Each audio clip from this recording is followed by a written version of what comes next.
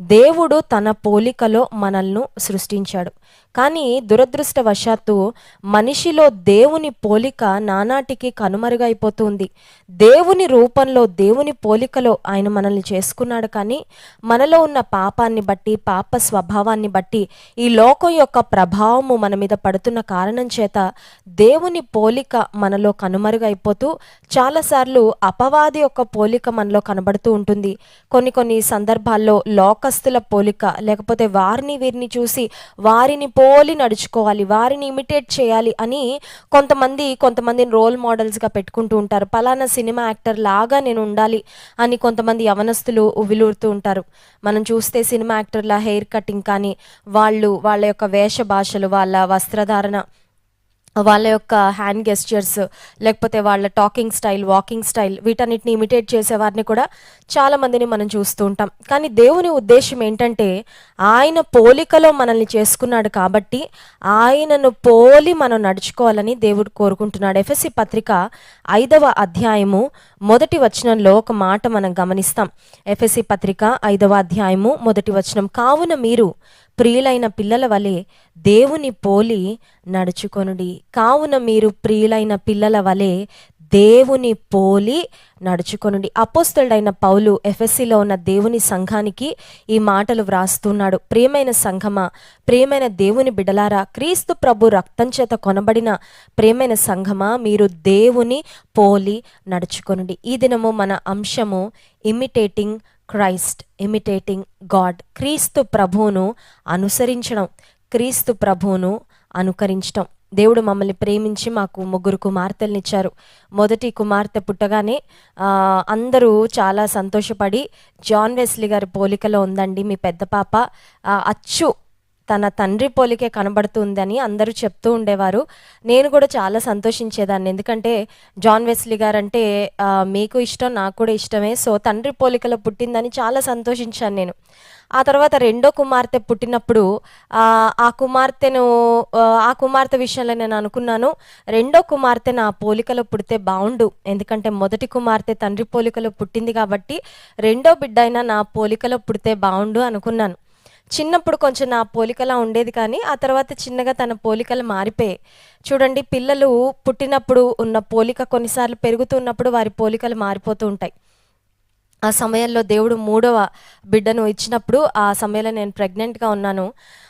ఒకరోజు ఎందుకో దేవుని సన్నిధిలో మోకరించి ఒక ప్రార్థన చేశాను. అదేంటంటే, 2 బిడ్డల్ని ఇచ్చావు ప్రభా, ఇప్పుడు 3వ బిడ్డని ఇవ్వబోతున్నావు, కనీసం ఈ 3వ బిడ్డ అయినా సరే నాలా ఉండేటట్లు నువ్వు సహాయం చేయి. నా పోలిక, నా 3 పిల్లల్లో ఎవరో ఒకరిలో నేను చూసుకోవాలనుకుంటున్నాను. ఎందుకంటే పిల్లలు తల్లి తండ్రి ఇద్దరికీ మరి పుట్టినవారు అయినప్పటికీ ఒక తల్లి 9 నెలలు మోసి బిడ్డను కంటుంది కాబట్టి ఒక బిడ్డ కొరకైన ప్రయాస తల్లి పడుతూ ఉంటుంది. సో 9 నెలలు మోసి కన్నందుకు ఒక్క బిడ్డ అయినా నా పోలికలో ఉంటే నాకు చాలా సంతోషం ప్రవ్వా అని ఒక ప్రార్థన చేశాను. సరే, 3వ కుమార్తె ప్రశస్త పుట్టిన తర్వాత చాలామంది అంటూ ఉండేవారు, అమ్మ అచ్చు మీ పోలికలోనే ఉంది, అచ్చం మీ పోలికలోనే ఉంది అంటే నేను హ్యాపీగా ఫీల్ అయిపోయేదాన్ని. ప్రశస్త చిన్నప్పుడు ఫొటోస్ చూసిన అచ్చు నా చిన్నప్పుడు నేను ఎలా ఉండేదాన్నో కొన్ని యాంగిల్స్లో ఎగ్జాక్ట్గా నా అలాగే కనబడుతున్నప్పుడు సంతోషించేదాన్ని. ఎందుకు ఈ మాటలు చెప్తున్నానంటే, తల్లిదండ్రులంగా ఉండే మనము మన పిల్లలు మన పోలికలో ఉండాలి అని ఆశపడతాం. మన పిల్లలు మన పోలికలో ఉన్నప్పుడు చక్కగా మురిసిపోతూ ఉంటాం. దేవుడు కూడా ఎంతో ప్రేమతో మనల్ని ఈ లోకంలో సృజించాడు. ఈ లోకంలో ఒక వ్యక్తి పుట్టాడంటే తల్లి గర్భంలో పిండముగా రూపించబడిన మొదటి దినము నుండి ఆ బిడ్డను లేక ఆ పిండాన్ని దేవుడు చూస్తున్నాడట. పిండమునై ఉండగా నీ కన్నులు నన్ను చూచినని కీర్తనల గ్రంథంలో దావీదు భక్తుడు రాస్తాడు. You have seen me in my mother's womb. చూడండి, 1.5 నెల వయసు వచ్చే వరకు ఆ బిడ్డ యొక్క హార్ట్ బీట్ వినపడదు. లోపల జస్ట్ ఒక పిండం లాగా ఫామ్ అవుతుంది, ఒక చిన్న సెల్ అంతే, ఒక చిన్న ఎగ్, ఒక చిన్న పార్టికల్గా గర్భంలో తయారైన ఆ బిడ్డ దినాలు నెలలు గడిచే కొద్దీ ఒక చక్కని మరి శరీర అవయవాలు, ఒక ఆకృతి, ఒక సైజులో బేబీ చక్కగా పెరుగుతూ ఉంటుంది.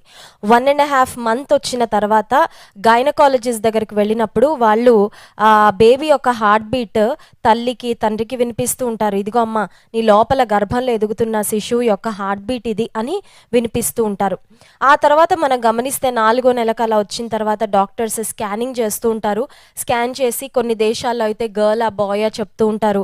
ఆ తర్వాత ఇంకా 6th మంత్ 7th మంత్కి వచ్చేసరికి ఈ రోజుల్లో మరి లేటెస్ట్గా టెక్నాలజికల్ అడ్వాన్స్మెంట్స్తో టిఫా స్కాన్ అని, గ్రోత్ స్కాన్ అని ఇలాంటివి తీస్తూ ఉన్నారు. లోపల బేబీ శరీర అవయవాలన్నీ బాగున్నాయా లేదా, బ్యాక్ బోన్ ఉందా, బ్రెయిన్ సరిగ్గా ఉందా, గుండె సరిగ్గా ఉందా, చేతులు కాళ్ళు అవయవ లోపాలు ఏమైనా ఉన్నాయా అని వాటన్నిటిని కూడా పరీక్షించి చెప్తూ ఉంటారు. ఈ లోకంలో ఉన్న డాక్టర్స్ దేవుడు వారికి ఇచ్చిన జ్ఞానాన్ని బట్టి, వారి దగ్గర ఉన్న మెడికల్ ఎక్విప్మెంట్ని బట్టి, ఒకవేళ బిడ్డ 1.5 నెల వచ్చిన తర్వాత గర్భంలో ఉన్న బిడ్డ హార్ట్ బీట్ వినగలుగుతున్నారు.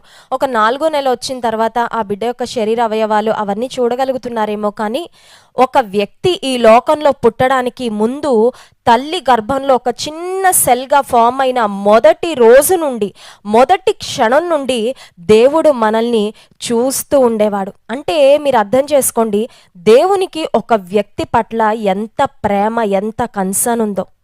కొన్నిసార్లు ఈ లోకంలో మరి ఆడపిల్లలను చాలా తక్కువగా చూస్తూ ఉంటారు. ఆడపిల్లలు పుట్టగానే కొంతమంది ఏడుస్తూ ఉంటారు, ఎందుకు పుట్టారా అన్న భావన చూపిస్తూ ఉంటారు. కొన్ని కుటుంబాల్లో చూడండి, ఒకవేళ వివాహం కాకుండానే ఒక ఇల్లీగల్ కాంటాక్ట్ వలన ఎవరైనా బిడ్డలు పుట్టినప్పుడు అసలు పుట్టారు అని కూడా ఎవరికి చెప్పుకోవడానికి ఇష్టపడరు. ఒక mistake, this child is a mistake, ఈ బిడ్డ ఒక పొరపాటు వలన, ఒక తప్పిదం వలన పుట్టాడు అన్నట్లుగా కొంతమందిని ఎక్కడో అమ్మేస్తూ ఉంటారు, ఎవరికో అమ్మేస్తూ ఉంటారు, చెత్త కుప్పల్లో పడేస్తూ ఉంటారు. ఇటువంటి సంఘటనలు ఎన్నో మనం గమనిస్తున్నాం. ఈ లోకంలో తల్లిదండ్రులకు బిడ్డలు పుట్టినప్పటికీ ఈ లోకంలో ఒక జీవి, ఒక ప్రాణి, ఒక మనిషి పుట్టాలంటే దేవుడు వారికి అనుమతిస్తేనే కానీ ఈ లోకంలో ఏ జీవి, ఏ ప్రాణి కూడా బ్రతకదు. కనుక పిండముగా ఉన్నప్పటి నుంచి, ఆ మొదటి దినము నుంచి దేవుడు నిన్ను నన్ను చూస్తున్నాడు. ఈ లోకంలో పుట్టిన, ఈ లోకంలో బ్రతుకుతున్న ప్రతి ఒక్కరిని దేవుడు ఆ మొదటి దినము నుండి చూస్తున్నాడు.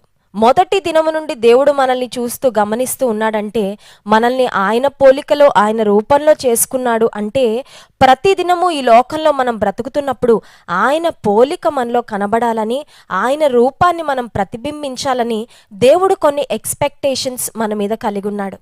అయితే దురదృష్టకరమైన విషయం ఏంటంటే, ఈ లోకంలో దేవుని ద్వారా మనం సృజించబడినప్పటికీ, దేవుని పోలికలో మనం చేయబడినప్పటికీ చాలాసార్లు మనం ఆ విషయాన్ని మర్చిపోతూ ఉన్నాం. We do not really understand why we are existing on this planet. అసలు ఎందుకు బ్రతుకుతున్నాము అనే కారణం కూడా చాలామందికి తెలియదు.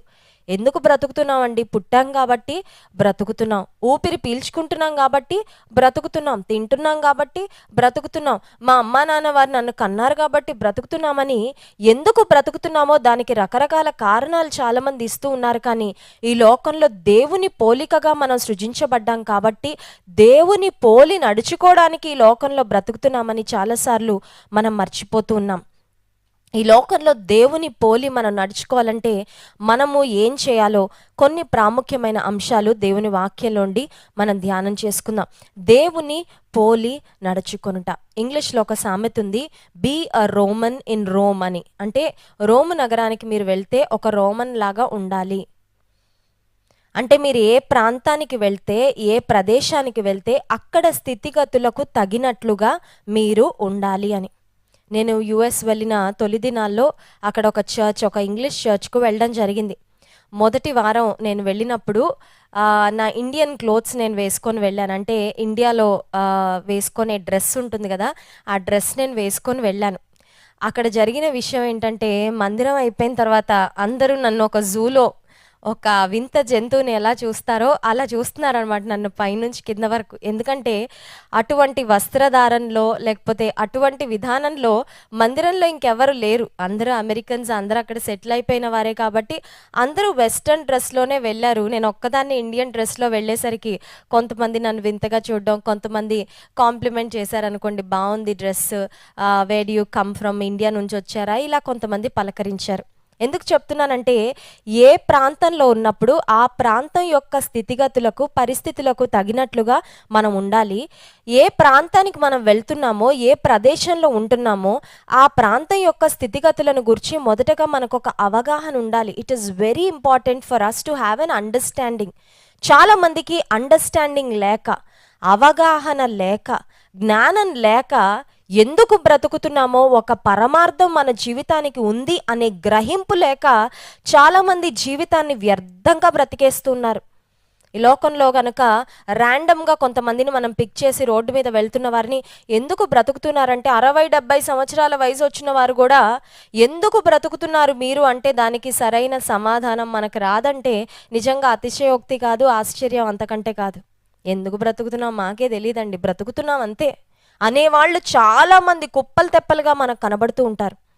ఈ లోకంలో దేవుడు మనల్ని సృజించాడు, ఆయన పోలికలో ఆయనను పోలి నడుచుకోవాలని ఆయన ఉద్దేశిస్తున్నాడు అని తెలుసుకున్న మనము దేవుని పోలి నడుచుకోవాలంటే మొదటగా దేవుని గురించి తెలుసుకోవాలి. If you do not know about God, how can you imitate God? దేవుని గురించి నీకు తెలియకపోతే దేవుని పోలి ఎలా నడుచుకుంటావు? కనుక విశ్వాస జీవితంలో దేవుని పోలి నడుచుకోవాలంటే దేవుని గూర్చిన పరిపూర్ణమైన అవగాహనలోనికి మనము రావాలి. దేవుని గూర్చిన జ్ఞానము మనము సంపాదించుకోవాలి. నిజానికి దేవాతి దేవుడు పరలోకాన్ని విడిచిపెట్టి ఈ భూలోకానికి రావడానికి గల ప్రాముఖ్యమైన కారణం మానవ జాతిని రక్షించడానికైతే, మరొక కారణం ఏంటంటే దేవుడే గనుక నరావతారిగా ఈ లోకానికి రాకపోయి ఉంటే మనుషులంగా ఉన్న మనము మనకున్న ఈ పరిమితమైన జ్ఞానంతో దేవుణ్ణి అసలు అవగాహన అర్థం చేసుకోవడానికి మనకున్న ఈ మానవ జ్ఞానము, మానవ మేధస్సు ఖచ్చితంగా సరిపోదు. How can a finite man understand an infinite God? అంతము లేని, ఆది అంతము లేని దేవుని పరిమితమైన జ్ఞానం కలిగిన మనిషి ఎలా అర్థం చేసుకోగలడు? ఎలా అవగాహన చేసుకోగలడు? మనం దేవుని చేరుకోవాలంటే అది కుదిరే పని కాదు. ఎందుకంటే దేవుడు ఉన్నతుడు, అత్యున్నతమైన సింహాసనం నందు ఉన్నవాడు. అందుచేత ఆయన మనకు అర్థం కావాలంటే ఆయన మనలో ఒకరిగా ఈ లోకానికి ఒక మనిషిగా దిగి రావడం ద్వారా అసలు దేవుడంటే ఏంటో ఈ మానవ జ్ఞానానికి అర్థమైంది. ఒకవేళ యేసు ప్రభువుగా దేవాతి దేవుడు ఈ లోకానికి రాకపోయింటే మనం అనుకునే వారమేమో దేవుడు అంటే ఎలా ఉంటాడో, ఒక ఇమాజినేటివ్ ఫిగర్.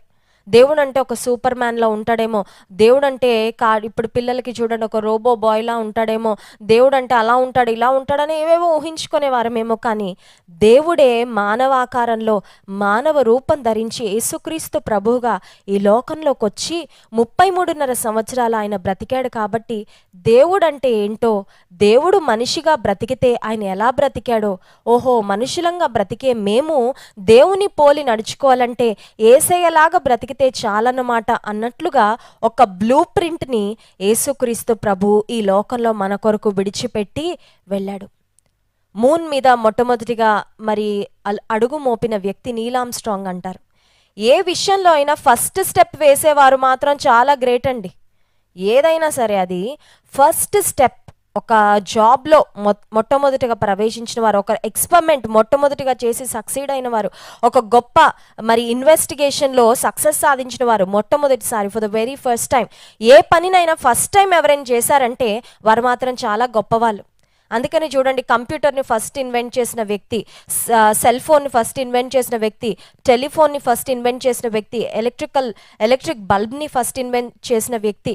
ఇలాగా మనం సైంటిఫిక్ టెక్నాలజికల్ అడ్వాన్స్మెంట్స్లో ఏవి చూసినా మొట్టమొదట కనుగొన్న వ్యక్తిని చరిత్ర పుటల్లోకి ఎక్కించేస్తారు. వారిని గురించి పిల్లలందరూ కూడా చదువుకుంటారు. ఎందుకంటే ఏదన్నా ఫస్ట్ టైం చేయడం మాత్రం చాలా ధైర్యము, చాలా సాహసంతో కూడిన పని. ఈ లోకంలో యేసుక్రీస్తు ప్రభువు మన కొరకు ఆయన అడుగు పెట్టి, ఆయన జీవించి, ఆయన అడుగు జాడలు మనకు విడిచిపెట్టి వెళ్ళిపోయాడు. పరిశుద్ధంగా జీవించాలంటే ఎలాగండి? You are not the first person to live a holy life. పరిశుద్ధమైన జీవితం జీవించడానికి దేవుడు నిన్ను మొట్టమొదటి వ్యక్తిగా అడుగులు వేయమని కోరడం లేదు. ఆయన ముందే అడుగులు వేసి వెళ్ళిపోయాడు. ఆయన ఆల్రెడీ మన కొరకు ఫుట్ ప్రింట్స్ను విడిచిపెట్టి వెళ్ళాడు. ఆయన ఆల్రెడీ మన కొరకు మార్గాన్ని ఏర్పాటు చేశాడు.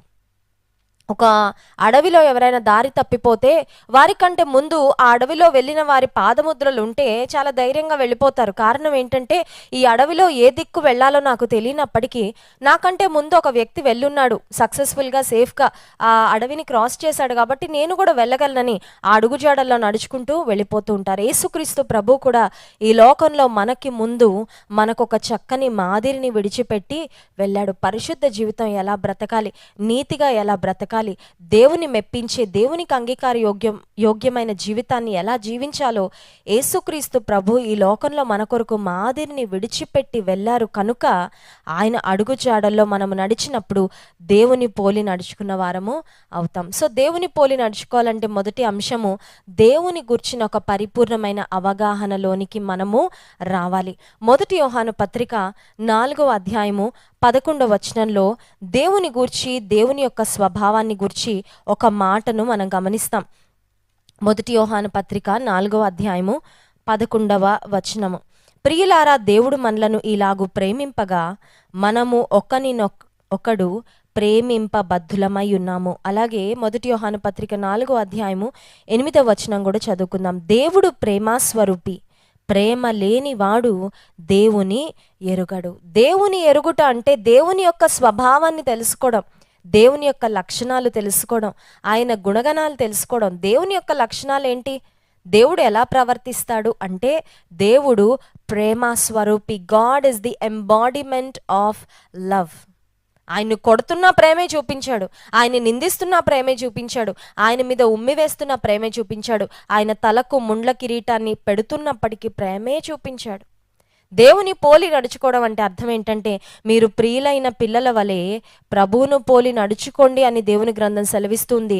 మనము ప్రేమ యందు నిలిచి ఉండాలి అనే మాట కూడా ఇదే మొదటి యోహాను పత్రిక 4వ అధ్యాయం 16వ వచనంలో రాయబడింది. మన ఎడల దేవునికి ఉన్న ప్రేమను మనం ఎరిగిన వారమై దాన్ని నమ్ముకొని ఉన్నాము.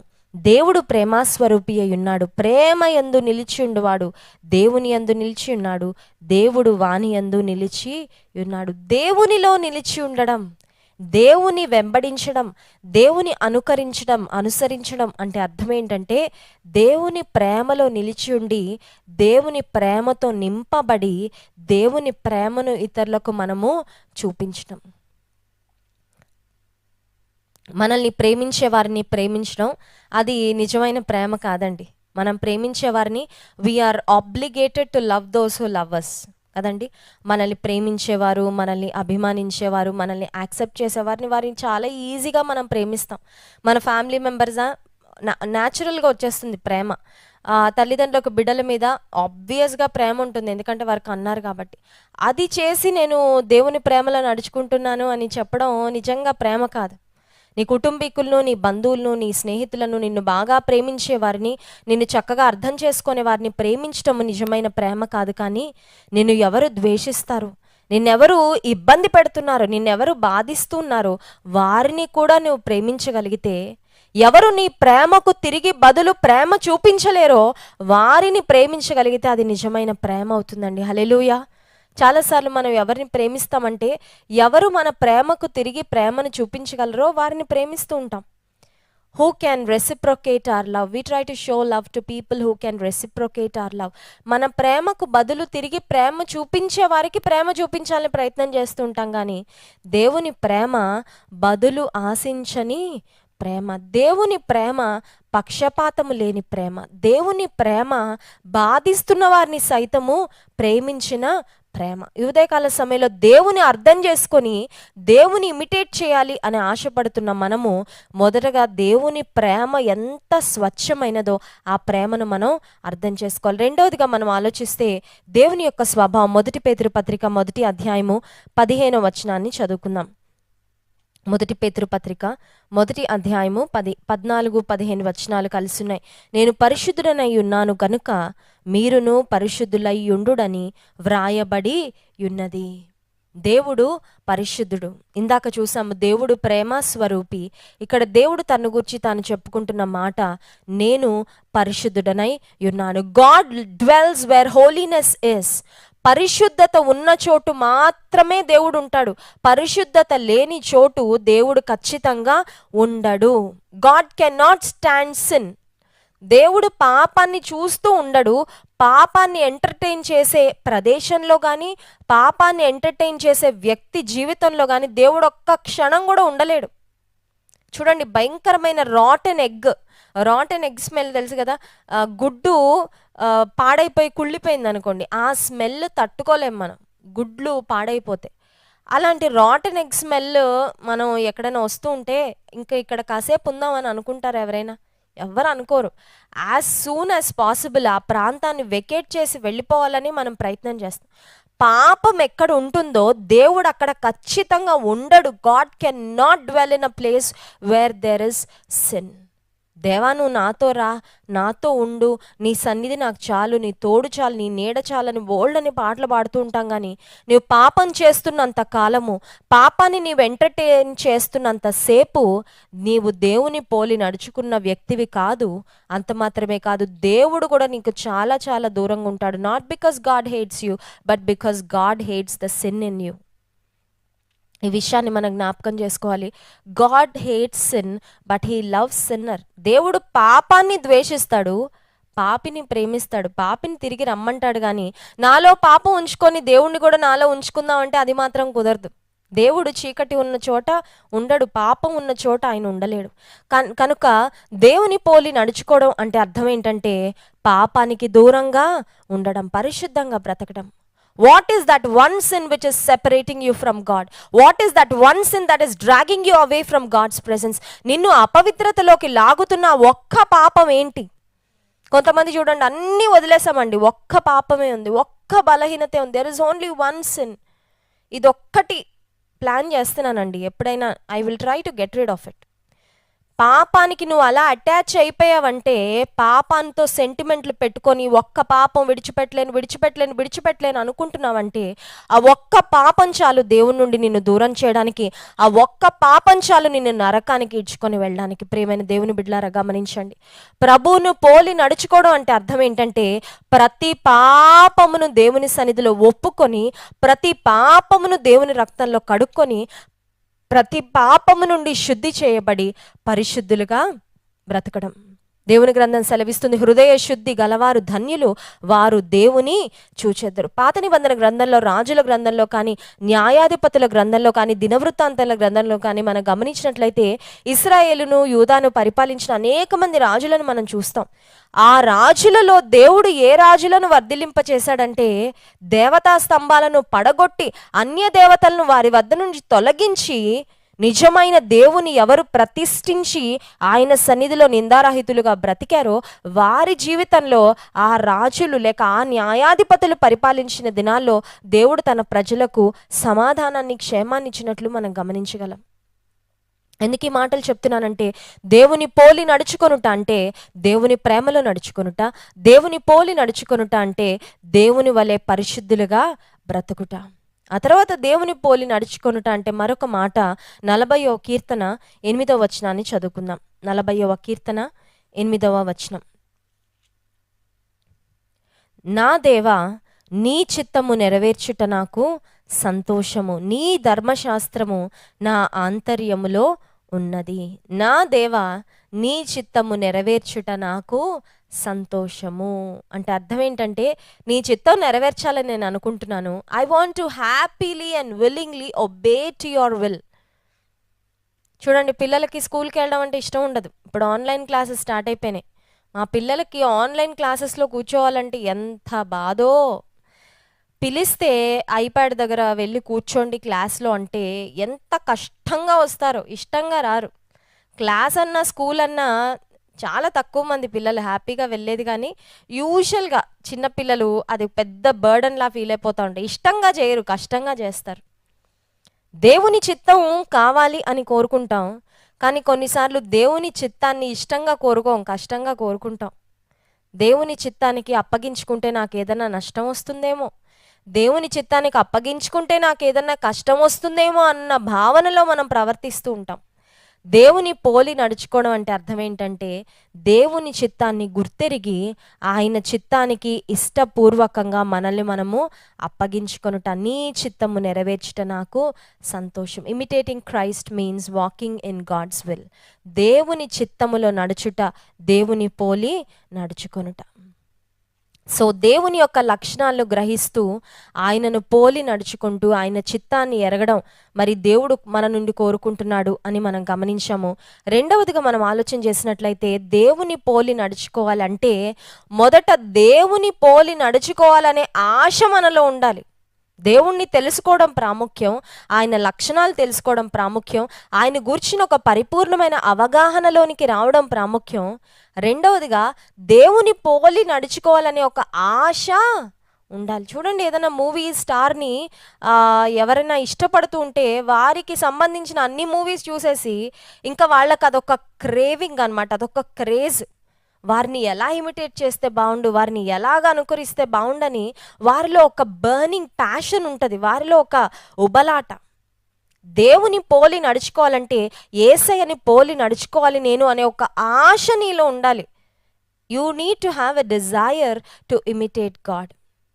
పేతురు కూడా మత్తయి సువార్త 14వ అధ్యాయంలో మనం గమనించినట్లయితే యేసుక్రీస్తు ప్రభు తన శిష్యులకు చెప్తాడు, మీరు దోణి ఎక్కి అద్దరికి వెళ్ళండి, నేను వస్తానని వారిని పంపించేస్తాడు. పంపించేసిన తర్వాత శిష్యులందరూ దోణిలో ఉంటారు. దోణిలో ఉన్న సమయంలో యేసుక్రీస్తు ప్రభువు నీటి మీద నడుచుకుంటూ వస్తూ ఉంటారు. నీటి మీద నడుచుకుంటూ వస్తున్నప్పుడు మనకు తెలుసు కదా, వారు భూతం భూతం అని భయపడిపోతారు, తొందరపడి కేకలు వేస్తారు. వేసిన తర్వాత యేసుప్రభు అంటాడు, భయపడద్దు, నేనే యేసయ్యని వచ్చాను, భూతాన్ని కాదు. మీరు మైండ్లో భూతం భూతం అనుకున్నారు కాబట్టి నేను వస్తున్నా, మీకు భూతంలా కనబడుతుంది, భూతాన్ని కాదు, మీతో ఉండడానికి, మీకు హెల్ప్ చేయడానికి. ఈ బీభత్సమైన పరిస్థితి, వాతావరణం బాగాలేదు, అననుకూలంగా ఉంది, మీరు భయపడతారని నాకు తెలుసు, మిమ్మల్ని బలపరచడానికి నేను వచ్చానని యేసుప్రభు అంటారు. భయపడద్దు, నేనే అని అనగానే పేతురు వెంటనే ఒక మంచి ఆశ కలిగి ఉంటాడు. ఆశ చూడండి, మత్తయి సువార్త 14వ అధ్యాయం 28వ వచనం. పేతురు, ప్రభువా నీవే అయితే నీళ్ల మీద నడిచి నీ యొద్దకు వచ్చుటకు నాకు సెలవిమ్మని ఆయనతో అనెను. నీవే అయితే నీళ్ల మీద నడిచి నీ యొద్దకు. అసలు నీళ్ల మీద నడవడం అనే కాన్సెప్ట్ అప్పటి వరకు లేదు. చరిత్రలో నీళ్ల మీద నడిచిన వ్యక్తి యేసుప్రభు ఒక్కరే. బైబిల్ గ్రంథంలో ఆ ఒక్క సంఘటనే. మళ్ళీ ముందు కానీ తర్వాత కానీ నీటి మీద నడవడం అనే అనుభవం అనే సంఘటన మనం ఎక్కడా చూడం. That was the very first time. Yesayya నీటి మీద నడిస్తే నేను కూడా నడవగలను కదా, నేను కూడా నడవడానికి ఆయన సహాయం చేస్తాడు కదా. యేసయ్య లాగా నేను కూడా నీటి మీద నడవాలని ఆశపడుతాను. పేతుల్లో వచ్చిన ఆశ ఏంటంటే, I want to imitate Jesus. Yesayya లాగా నేను కూడా నడవాలి. నీ జీవితంలో కూడా యేసయ్య లాగా నేను ఉండాలి అనే ఆశ నీకుంటే ఖచ్చితంగా నీ ఆశను దేవాతి దేవుడు నెరవేరుస్తాడు. పేతురు ఆశపడగానే యేసుప్రభు, నీ సూపర్ ఎక్సైట్మెంట్ ఆపు, ప్రతిదానికి నువ్వు అలాగా కంగారు పడిపోతూ ఉంటావు, నీటి మీద నడుస్తావా నువ్వు అని తిట్టలేదు. పేతురుని గద్దించినట్టు కానీ, నువ్వు ప్రతిసారి అలా ఎందుకు ప్రోయాక్టివ్గా అన్నీ చేసేద్దాం అనుకుంటావు, పేతురు అని ఎక్కడ పేతుర్ని గద్దించినట్టు కానీ డిస్కరేజ్మెంట్తో కూడిన మాటలు కానీ మాట్లాడినట్టు మనకు కనబడదు. యేసుప్రభు అన్నాడు, నో ప్రాబ్లం. వెంటనే యేసయ్య ఇచ్చిన జవాబు ఏంటంటే 29వ వచనం, ఆయన రమ్మనగానే పేతురు దోణి దిగి యేసునద్దకు వెళ్ళుటకు నీళ్ల మీద నడిచాను. యేసయ్య వెంటనే అన్నాడు, come, go ahead, just do it అన్నాడు, అంతే. యేసయ్యను పోలి నడుచుకోవాలి అని నీకు ఆశ ఉంటే యేసయ్య ఆగు, ఒక మంచి ముహూర్తం కొరకు ఆగు, వచ్చే సంవత్సరం చూసుకుందాంలే, వచ్చే నెల చూసుకుందాం, నీ బర్త్డే అప్పటి నుంచి నా అలాగా బ్రతుకుదూలే కానీ అని చెప్పడు. మనం అలా వాయిదాలు వేస్తుంటాం కదండి. తాగుడు మానేయండి 2021 అండి అంటారు కొంతమంది. ఆ పలానా చెడు స్నేహం, పలానా చెడు సాంగత్యం, పలానా girl friend boy friend relationship, దాన్ని కొంచెం పక్కన పెట్టు, దేవునితో రిలేషన్షిప్ స్టార్ట్ చేయంటే, అక్క నా బర్త్డేకి తీసుకుంటాను అక్క డెసిషన్, నా బర్త్డే వస్తుంది, అప్పటి నుంచి I will start a new beginning. కొంతమంది మంచి పనులు చేయడానికి పోస్ట్పోన్ చేస్తూ ఉంటారు. యేసుక్రీస్తు ప్రభు పేతురు ఉబలాటాన్ని చూసి, పేతురు యొక్క ఆసక్తిని, ఉత్సాహాన్ని చూసి, నేను కూడా నీలా నీళ్ళ మీద నడుస్తానయ్యా అంటే, రా వెంటనే అన్నాడు యేసయ్య, వచ్చేసే. దేవునిలా బ్రతకాలి అనే ఆశ నీలో ఉంటే ఆ ఆశని ఇంప్లిమెంట్ ఈ రోజు నుంచే చెయ్యి. హల్లెలూయా. Don't postpone it. ఒక మంచి పని చేయడానికి, దేవుని కొరకు ఒక మంచి నిర్ణయం తీసుకోవడానికి మనం ఆలస్యం ఖచ్చితంగా ఎప్పుడూ చేయకూడదు. ఎప్పుడు ఉన్న పళంగా, ఉన్న స్థలంలోనే, ఉన్న ప్రాంతంలోనే ఇప్పుడే మనం చక్కగా ఒక తీర్మానం తీసుకొని దేవుని కొరకు ముందుకు వెళ్ళాలి. దేవుని పోలి నడుచుకునే వారిలో ఉండే మరి ఒక లక్షణం గురించి మనం గమనిస్తాం. చూడండి, మత్తయి సువార్త 5వ అధ్యాయము 44-45 వచనాలు.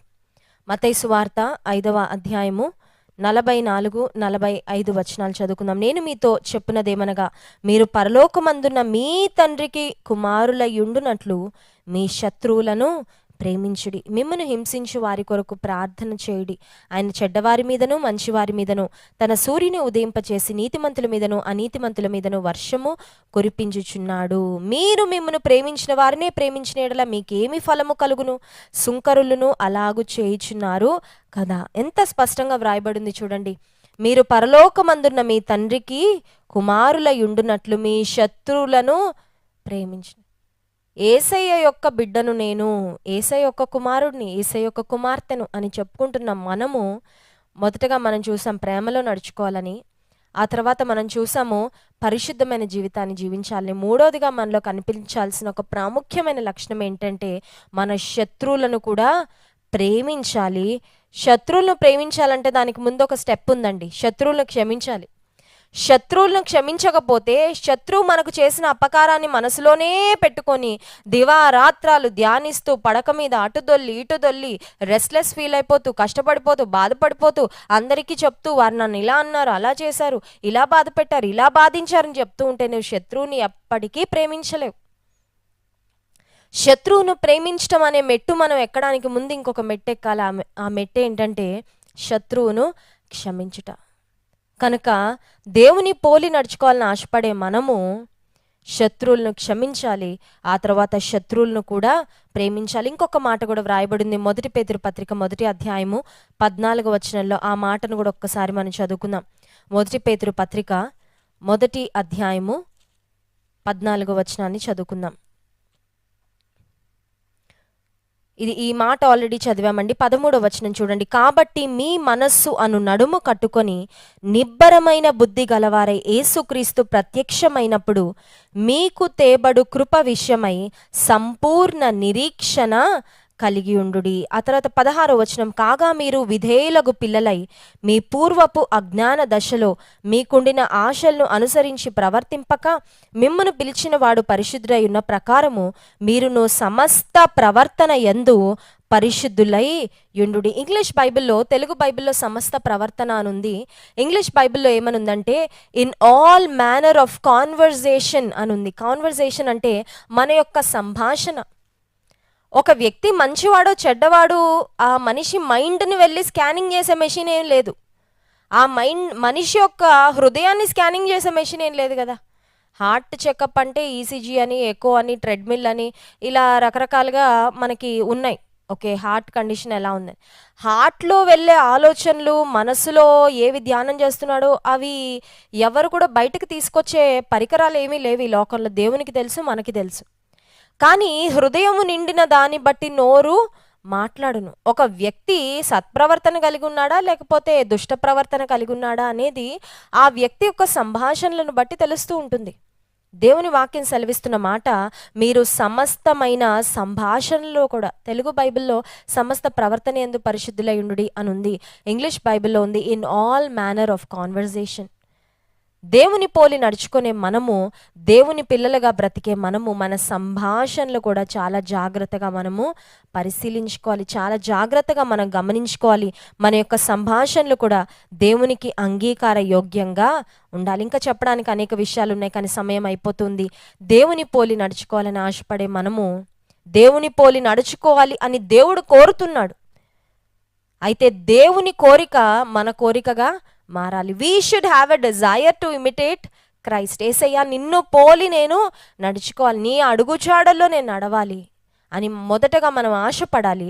ఆ తర్వాత దాని కొరకు తగిన ప్రయత్నం కూడా చేయాలి. ప్రయత్నం చేయడం అంటే దేవుని గురించి ఇంకెక్కువగా తెలుసుకోవడం, దేవుని స్వభావాన్ని మన జీవితంలో ఆయా సందర్భాలు, సంఘటనలు వస్తూ ఉన్నప్పుడు మన అనుదిన జీవిత చర్యలో భాగంగా ప్రభు వలె మనం ప్రవర్తించినప్పుడు, మన యొక్క సంభాషణల్లో, మన యొక్క ప్రవర్తనలో, ఇతరులను ప్రేమించే విషయంలో, పరిశుద్ధంగా జీవించే విషయంలో, మన శత్రువులను క్షమించే విషయంలో, అప్పుడు దేవుడు మన ద్వారా మహిమను పొందుతాడు. ప్రభును పోలి నడుచుకునే వారంగా దేవుడు మనకు సంపూర్ణమైన తన సహాయమును అనుగ్రహించునుగాక. ఆమేన్. కళ్ళు మూసుకోండి, ప్రార్థన చేసుకుందాం. పరిశుద్ధ ప్రేమ కలిగిన తండ్రి, నీకు స్తోత్రాలు. ఈ ఉదయకాల సమయంలో ప్రభా, నిన్ను పోలి నడుచుకోవాలనే అంశం గురించి అనేకమైన మాటలు మీరు మా జ్ఞాపకం చేసినందుకు వందనాలయ్యా. ఈ లోకంలో బ్రతుకుతున్నప్పుడు వారిని వీరిని చూసి వారిలా వీరిలా ఉండాలని మేము చాలాసార్లు ఆశపడుతూ ఉంటాం. కానీ ప్రాముఖ్యంగా మా జీవిత ధ్యేయము, మా జీవితం యొక్క ఉద్దేశము నిన్ను పోలి నడుచుకోవాలని మీరు మా జ్ఞాపకం చేసినందుకు స్తోత్రాలు. కావున మీరు ప్రియులైన పిల్లల వలె ప్రభును పోలి నడుచుకొనుడని నీ గ్రంథంలో వ్రాయబడినట్లుగా ఈ కార్యక్రమంలో పాల్పొందుతున్న ప్రతి ఒక్కరము ప్రభా, నిన్ను పోలి మేము నడుచుకోవడానికి, నీ అడుగు జాడల్లో మేము నడవడానికి, నీ వలె ప్రేమిస్తూ, నీ వలె క్షమిస్తూ, నీ వలె పరిశుద్ధతలో మేము సాగిపోవడానికి, పరిపూర్ణతలోనికి మేము ఎదగడానికి నీ కృప మాకు దయచేయమని యేసు నామమున ప్రార్థిస్తున్నాం తండ్రి.